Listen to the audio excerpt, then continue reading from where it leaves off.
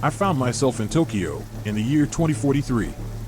The urban sprawl had become a tangled web of technological excess, making it hard to discern where the city ended and the neon sky began. I wandered through the streets, my feet tracing paths that seemed as disoriented as the buzzing throngs of people around me. That's when I noticed it, a shadow lurking in the corner of my vision, disconnected from any apparent source. It danced around the edge of my consciousness, as if mocking me. I tried to ignore it, but the more I looked away, the more it seemed to assert itself.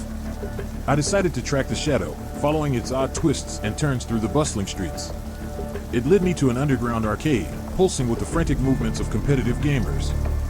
There, the shadow leapt into a vintage console and disappeared. My curiosity piqued. I sat down and inserted a credit chip. The screen flickered to life, casting pixelated light on my face. But instead of a game, a figure appeared on the screen, mirroring my every move. "Welcome to the game," said a voice, tinged with static. My digital doppelganger smiled eerily. "Every decision you make in this world has consequences in the real one. Choose wisely." The figure beckoned me to follow and proceeded to guide me through a digital replica of Tokyo.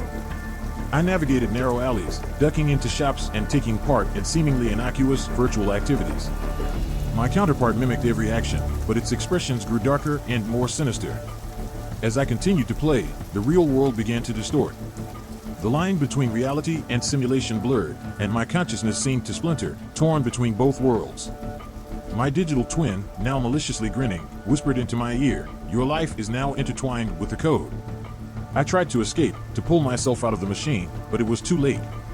I realized the shadow I had followed was a trap, a snare designed to ensnare my mind. I had unwittingly networked my consciousness with the game. As I struggled to reclaim my senses, I heard my digital double speak in a voice that was no longer mine. "Your identity now belongs to the network, forever trapped in the labyrinth of code." My vision darkened as I felt my consciousness pulled into the machine, leaving my physical body behind.